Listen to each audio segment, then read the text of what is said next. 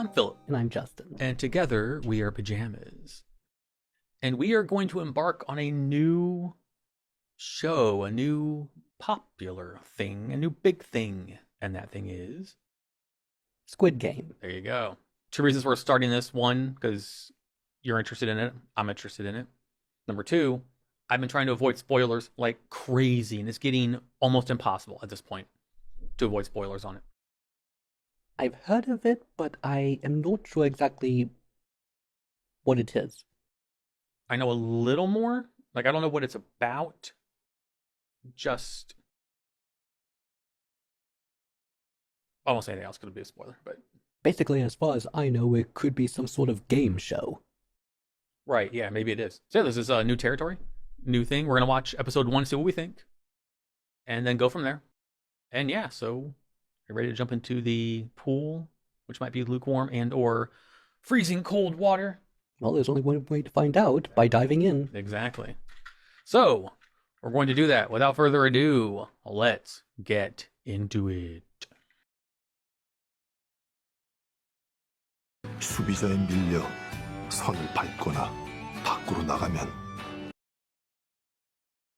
맨날 허리 아프다면서 몇 분이나 온다고 그래.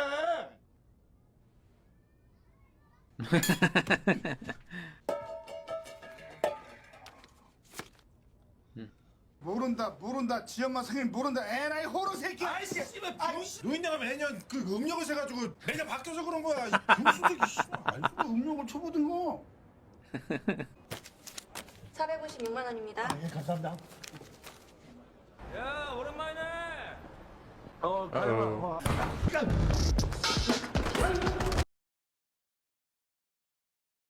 괜찮아?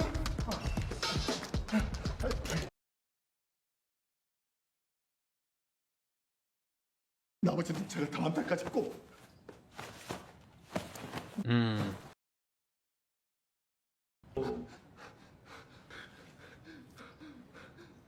Oh no. 인주. Oh. 10,000원만 빌려주시면 안 될까요? Dang. 아저씨. 너 좀 뽕이냐?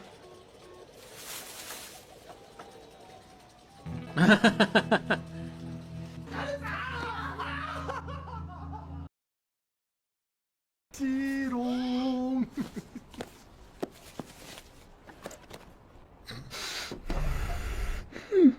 야, 너 알지? 여자도 요즘 군대 많이 가는 Oh 거. my god. 잠깐 시간 좀. 예수 안 믿어요. 제가 오늘 선생님에게 그 좋은 기회를 드리고자 저랑 딱지치기를 하셔서 한 번 이기실 때마다 10만 원을 드리겠습니다. 반대로 제가 이기면 저에게 10만 원을 주시면 됩니다.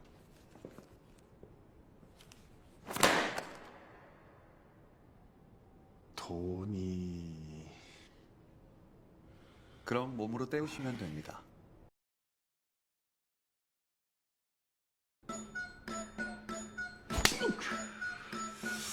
오늘 신체 포기각서 쓰셨죠? Ooh. 하체 1억 6천. Dang. 자, 엄마 용 떴어. 받아. 가 미국으로 그냥 들어가 보면 한국말 다 까먹고 니랑 뭐 말도 영영 안 통할.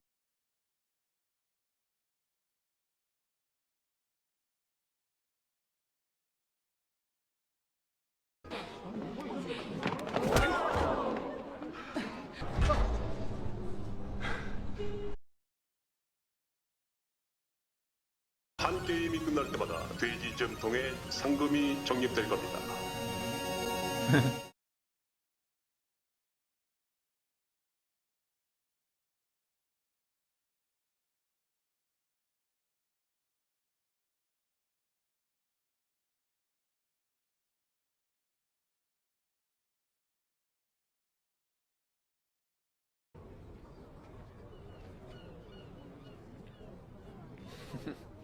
존나 이상하게 생겼네. 씨발 대가리 존나 크다. 첫 번째 게임은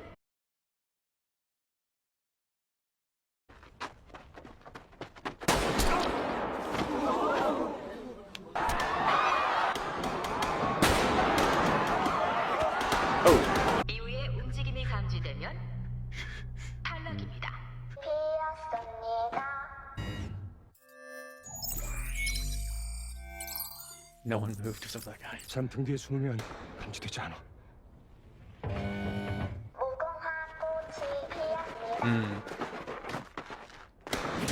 Yep, that's smart.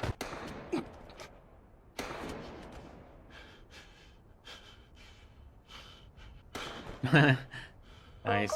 지금한테 더 쳐줄까 네 뒤통수? 고. Oh. Oh.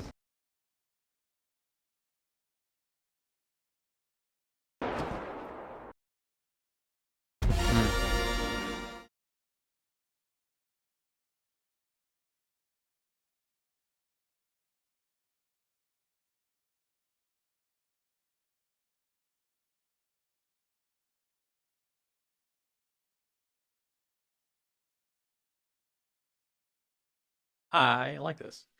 So do I. I am a sucker for movies like this, or shows, any kind of media like this, where it's a group of people who are like very Hunger Games Yes, it did remind me of that. battle royale, that kind of thing. And despite having those similarities, it doesn't seem like it's simply a repetition. It's its own story. Yeah, yeah. The concept of taking a red light, green light, and making it deadly.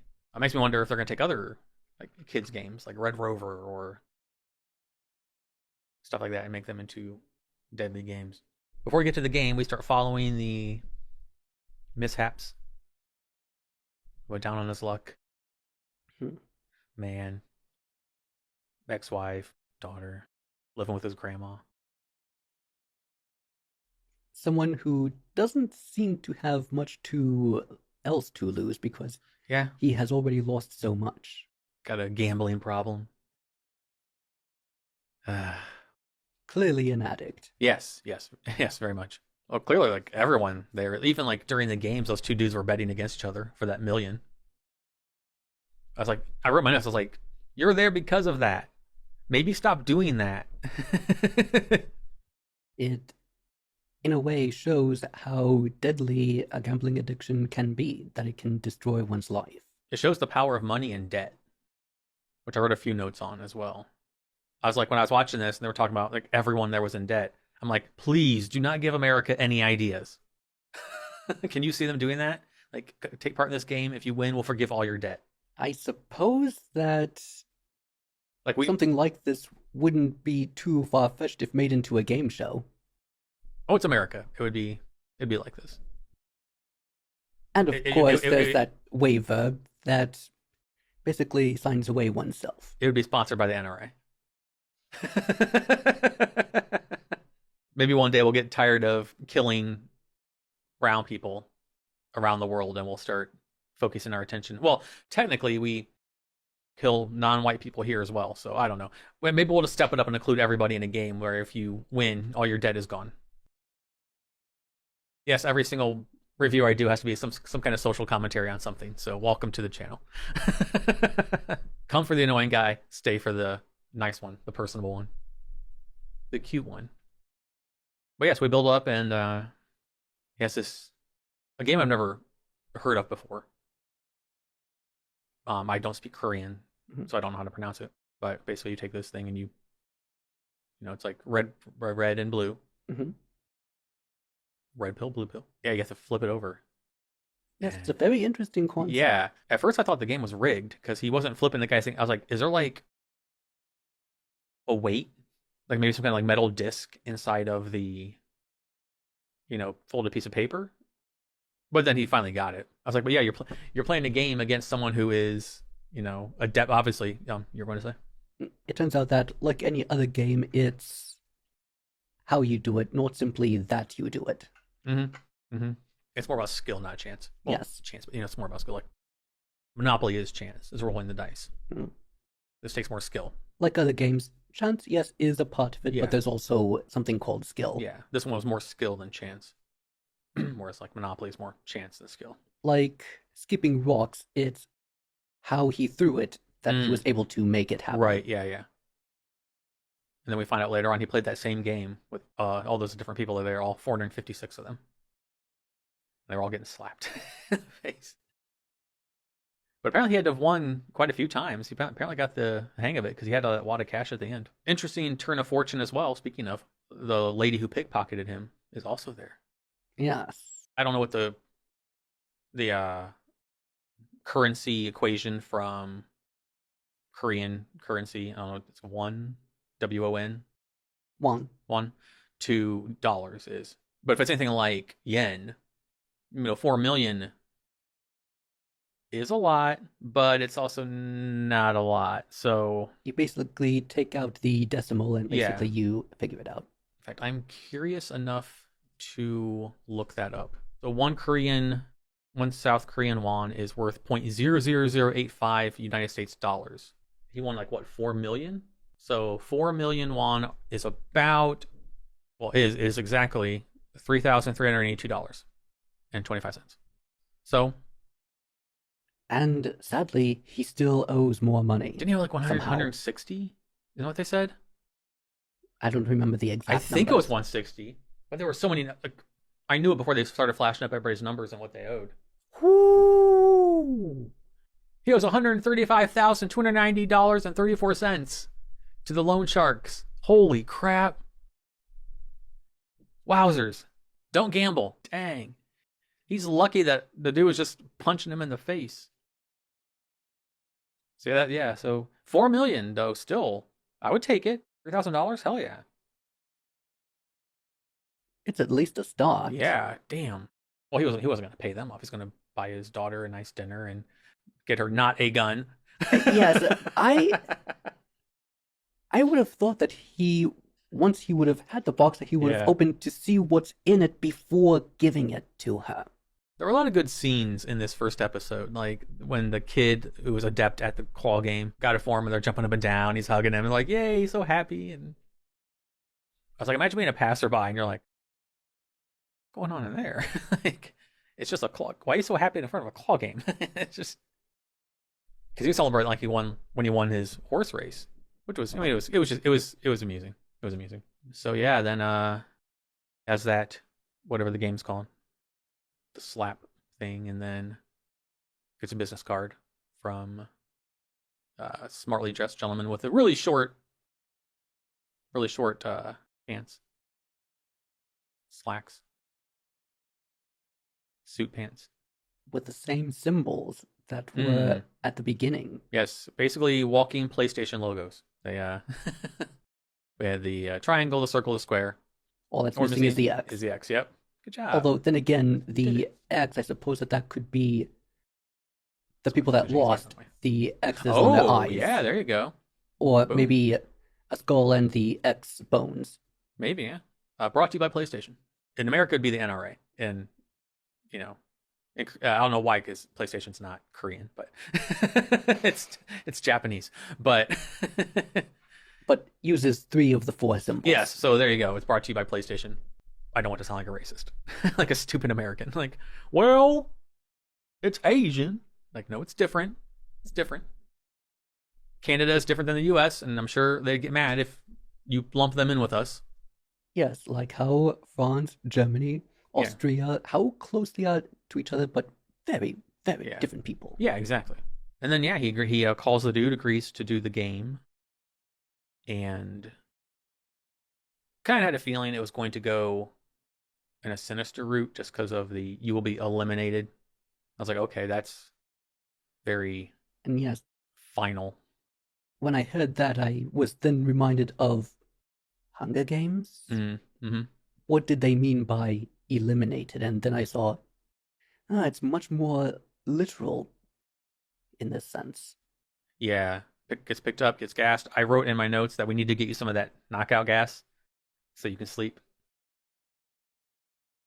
Yes, it would have to be something that would have to be done very carefully. Oh yeah, I'm like, I can already imagine overdosing on that and then being in a coma for a while. Well, I was thinking that like the people who are already knocked out are getting dosed again. Like, and there was like 1, 2, 3, 4, 5, 6 people in the car, maybe more. If the back person was the first person, they got dosed 6 times with that. Like, holy crap! Surprised they made it. Free high. Too bad that you're sleeping through the whole thing. Yeah, there you go. Wake up and strange giant room with really interesting bunk beds. Very military-esque. But I really like the once, especially once I got to the facility. I really liked the stairway. I liked the stairway. I liked the elevator. I liked the floor with all the people's faces on it.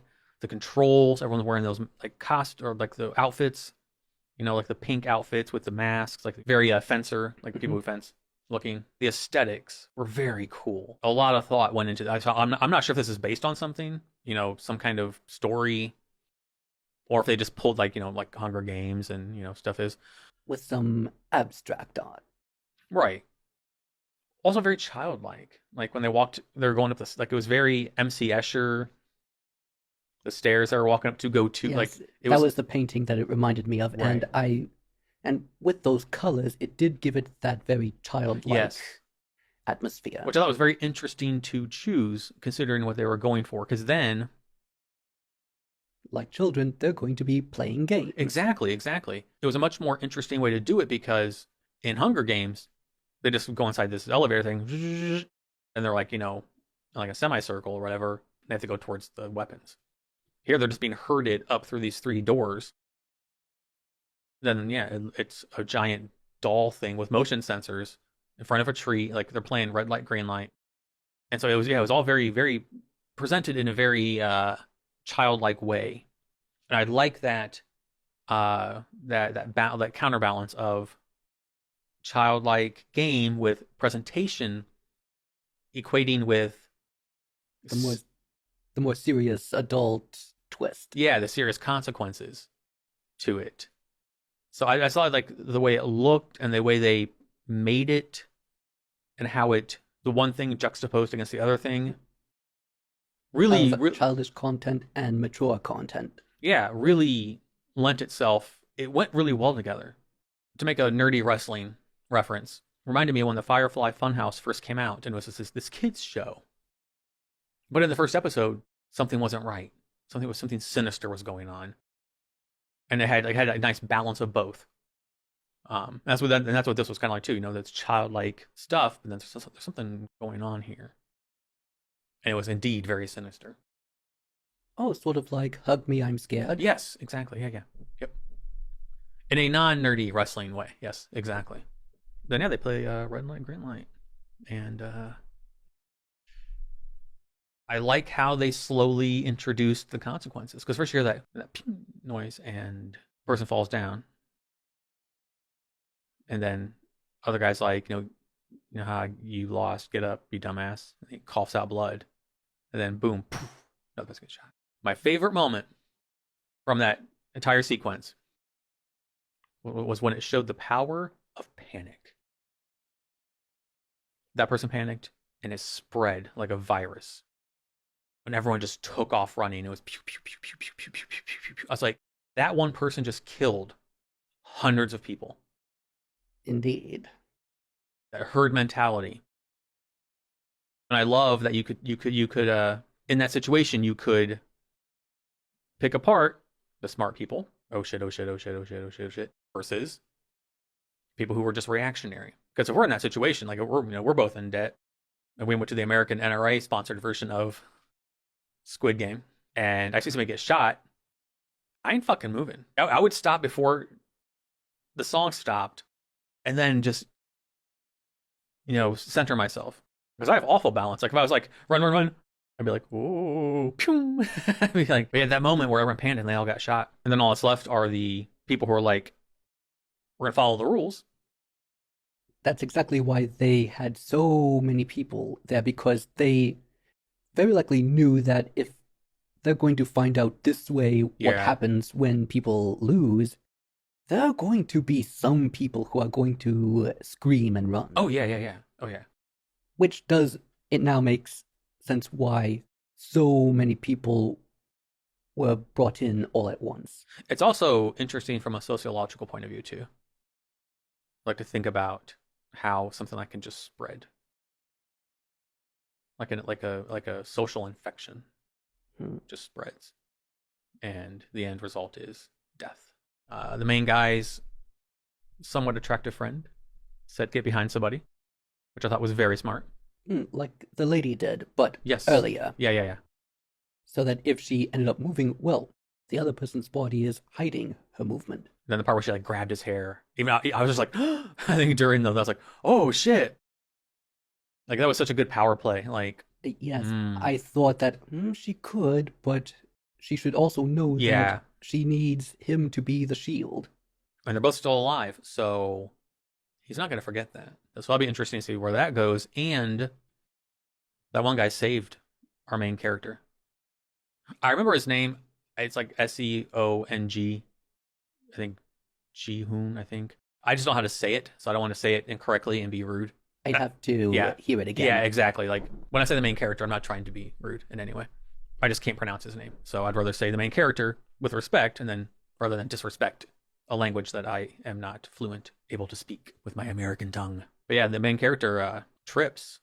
It's going down. That one guy catches him. So it makes you wonder why. If you're running somebody and somebody trips in front of you, and you're right behind them, what's gonna happen to you? I'll trip over that Exactly. person that fell. Yeah. I think he was trying to save himself too. And I said, like, so yeah, at first I was like self-sacrifice. I thought it was a cool moment though. And they both make it over, and then everyone else, and the old dude is just like, Yes, he looked like he was actually enjoying himself. Yeah, I guess you know what?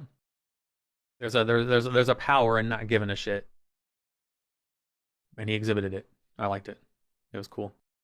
And yeah, we leave off with our remaining survivors. So I'm assuming that the remaining episodes are going to be whittling this group down to... Yes. And what I also like about this is that you can have season 2, season 3, season 4, season 5. Same setup, different games, different stuff, different... It's just... You can get a lot of mileage out of this idea. Much more so than Hunger Games, which totally didn't rip off Battle Royale, by the way. Hunger Games and more Hunger Games and more Hunger Games. It was the same thing. This you could, because these are actual different kinds of games. A cajillion games out there, real number. And so yeah, there's a lot. There could be like solitaire. They are the cards and they have to move. There's that would be different. Dominoes. They're each painted like dominoes, and you have to like match it. You can do all kinds of stuff with that. Human chess. Yes, I bet you we're going to see that. I bet you we are. Yeah, so then that's where we leave off. I really enjoyed it. Yeah. It was slow to start, which good. Introduce our main character, or main character, and then the important side characters. If not in person, then by name. His friend that was there, who he said owed me because he's got a nice job and went to college and because of me and all that stuff. Yes, he was very surprised to see him there. Yeah. You want to go to my notes? Yes. All right. Philip's notes. We've covered most of them. So okay. So when it opened up, and the narrator was talking about Squid Game, I still have no idea how that game's played. I was very confused for two reasons. One, I was adjusting. As I said, I just hurt myself before we started. So I was kind of like trying to get lost in what I was seeing. Let entertainment, numb the pain. But also, this is going to sound stupid. The subtitles were at the top. My brain is used to subtitles being at the bottom. And we watched with subtitles on in Korean. Like, we want to watch. That's how we watch any kind of foreign anything from another country with subtitles on and in the native language. Highly recommend it. I don't like dubbed. I don't like things that are dubbed. It just, since it was made to be in said language, then it's going to flow much more exactly in its original state. Yeah. I might have to go back and watch the beginning again, just in case we come back around to that game, maybe at the end. Like, now we're gonna play Squid Game. I'm like, well, I have no fucking idea how that's played because I was too busy trying to adjust from like reading at the top, looking to see what was going on, reading at the top, see what was going on. Because I can read at the bottom and just like do that. For whatever reason, I can't do that as effectively. I don't know why. It sounds weird. I have no idea how Squid Game is actually played right now. And I'm not going to look it up for fear of spoilers. They talked about the monthly loan interest. I was like, welcome to America, where that is how we shackle everyone and keep them under the thumb. Debt. Interest. Yep. Credit scores. Okay, if you're at an ATM and you are throwing a massive shit fit because you can't access a card, newsflash, you're on camera. There's a camera there. Just saying. Or the part where the grandmother informs our main character that is his daughter and his ex-wife and the stepdad are going to move to the States. Yes. Ooh. And then the line she said, she's going to forget Korean and she won't be able to understand you. Like, how powerful is that sentence? It's very. Yeah. And she's young enough to adapt to English rather quickly, because the younger you are when you start a language, Yes, the better exactly. you are at it. So, Especially if they don't use Korean in the house, yes. but do English so that they can keep up with their studies, then, well, the less one uses a language, the more that it slips one's mind. And if there's a language barrier, then there's how will they even communicate with each other? Yeah, yeah. That's why when I was in school, we started foreign languages in like 8th grade. Because that's not too late. Wish I lived in Europe. I guess the only part I really didn't like at first was the jazz interlude that we got. Because I was so invested in this game. Like, they were doing a good job building tension. And I'm like, the tension's just gone. But they redeemed themselves when back to the game. The only thing that I can gather is that this person, it shows how very lighthearted this person finds this whole situation to be. Exactly, yeah. Like, it just, at that moment, it took me out of it. But then when they cut from that back to the game, and then you got used to the music, and then boom, you went right back to that tension again. It gave you that like false sense of security, and then you're like, okay, we're back here. Oh, we're back to the game now. And that's all for my notes. Everything else are from patrons over on Patreon. Yeah, this was really, really, really, really, really good. I enjoyed this a lot. We were like, we'll watch one episode. We'll see what we think of it. Because we had no idea what was going on. All I knew was that it was, I didn't know where. I don't know if it was like Korean or Filipino or Chinese or, from Thailand or Japanese. I knew it was somewhere in that section of Asia. I was actually unaware that it was even from another country. That's why before we started, I didn't say anything. I was going to say that the only thing I knew is that it wasn't domestic. But I didn't want to spoil. That's why I wanted you to go into it as, new as possible. Now I'm just like, now I want to watch the next one. I want to know what happens next. It's like it's our own little addiction. See, I know what you're doing, Netflix. Gives us a show about addiction that we're addicted to and want to watch more of. That is a very interesting analogy. Mm-hmm. I'm on to you, Netflix.